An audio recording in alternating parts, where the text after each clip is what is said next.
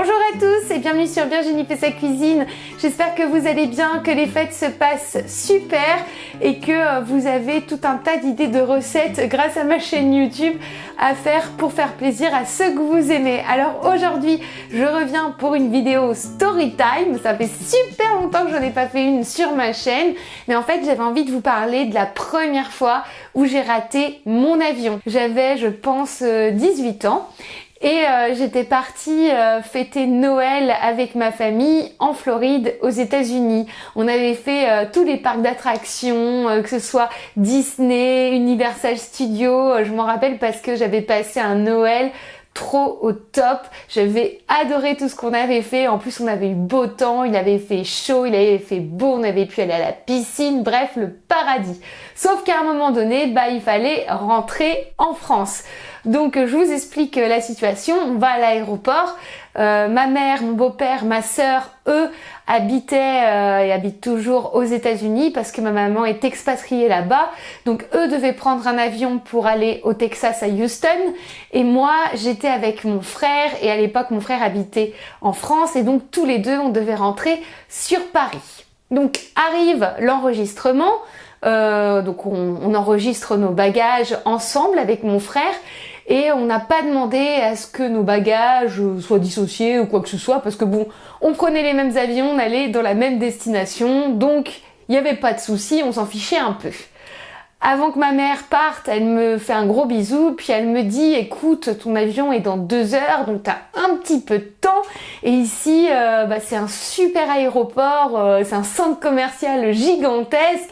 Donc vas-y, profites-en pour faire les boutiques, tu vas voir, c'est trop bien, tu vas pouvoir trouver plein de trucs cool à ramener à Paris. » Et moi je dis « Ah oui, j'ai trop envie et tout. » Et mon frère il dit « Bah non, moi j'aime pas faire les courses, en plus j'ai déjà tout ce qu'il me faut, donc écoute, moi je passe le contrôle de sécurité et je t'attends dans la salle d'embarquement et on se retrouvera là-bas. » Alors je dis d'accord, donc je commence à faire mon petit shopping dans tous les magasins et tout, c'était trop bien. Là je me trouve même une montre qui était géniale, mais j'avais plus trop, vous savez, l'habitude des montres avec les cadrans, là, avec les petites aiguilles qui bougent comme ça.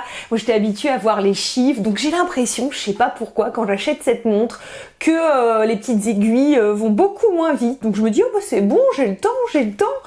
Et à force de me dire ça, le temps, il y en avait de moins en moins et d'un seul coup, je me rends compte que dans 20 minutes, mon avion part. Alors là, coup de panique. Donc je me dépêche, je cours et tout, j'arrive au contrôle de sécurité. Alors en plus, j'avais une ceinture, plein de trucs, fallait enlever tout dans les bacs, etc. Bon, je vais au speed tellement que j'ai oublié plein de trucs au contrôle de sécurité. Et je me rends compte qu'en fait, la salle d'embarquement, elle est pas juste derrière le contrôle de sécurité, elle est beaucoup plus loin. Donc je cours comme une folle et tout, partout.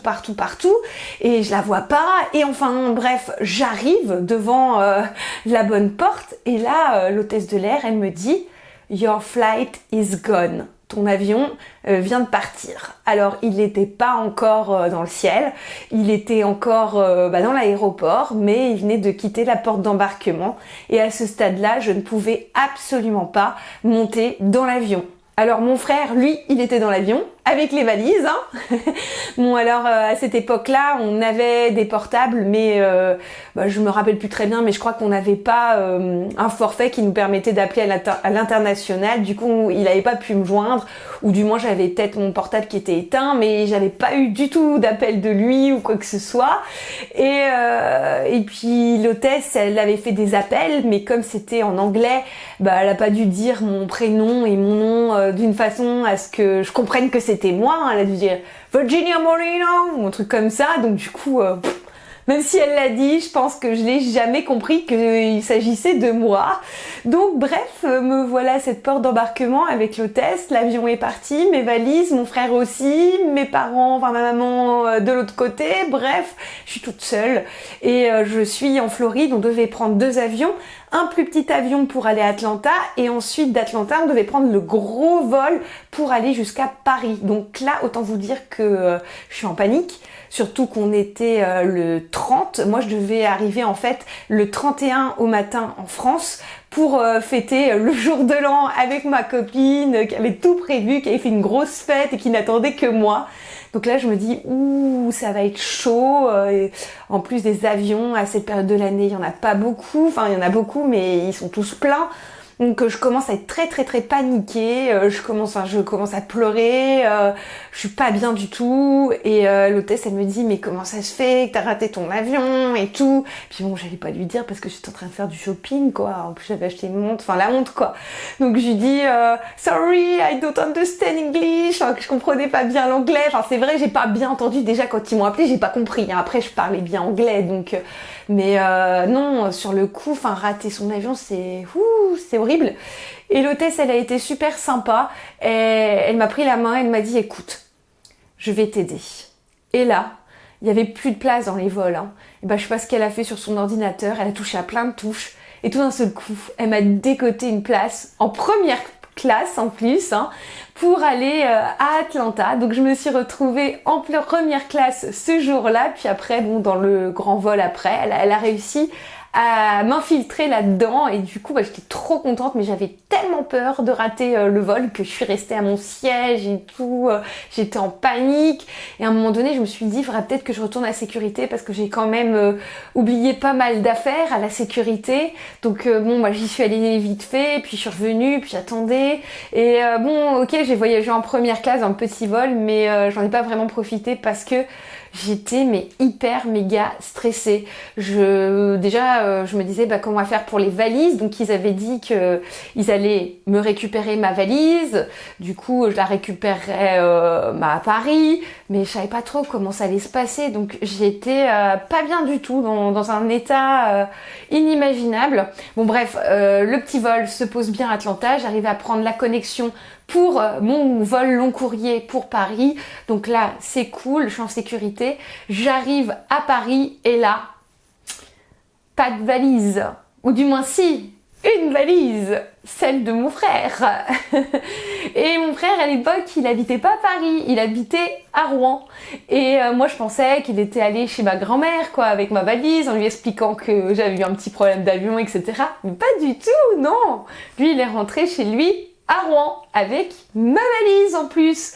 Et du coup, je venais d'atterrir à 7h du matin le 31 et j'étais là et je me disais mince, il a pris ma valise, il y a toutes mes affaires à l'intérieur, que faire?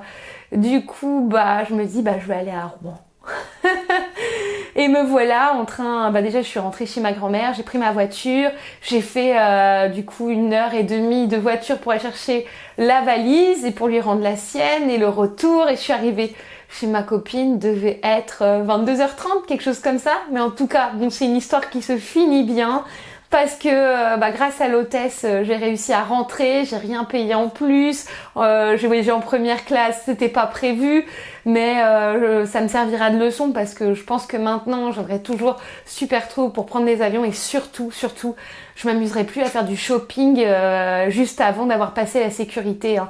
Maintenant, à chaque fois, je passe la sécurité, je regarde où est la salle d'embarquement et après je fais les boutiques. Mais de le faire avant, franchement, ça peut poser problème, même des gros soucis, surtout à cette période de l'année. Voilà, vous connaissez ma petite histoire, hein. C'est vraiment une histoire qui restera, je pense, en moi pendant des années et ça me servira vraiment de leçon. Est-ce que vous avez déjà raté un avion? Je pense que c'est quand même assez rare, hein, ce cas-là. Mais bon, voilà, ça arrive. J'espère que cette petite histoire vous aura plu. Je vous souhaite de passer un bon 31. Surtout, ne loupez pas ni votre avion, ni votre train. Soyez au rendez-vous. Je vous fais des gros bisous, puis je vous dis à très vite pour de nouvelles aventures. Ciao!